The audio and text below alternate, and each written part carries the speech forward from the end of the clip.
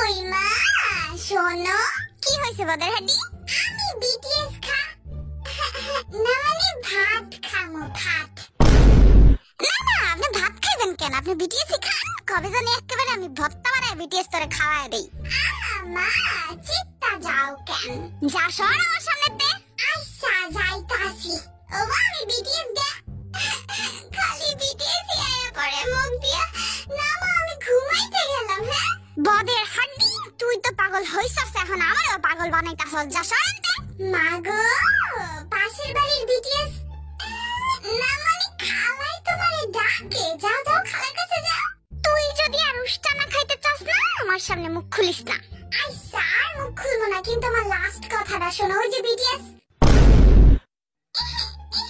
না মানে ও বাবা তোমারে ডাকছিল, এইটাই কইতে চাইছিলাম আর কি।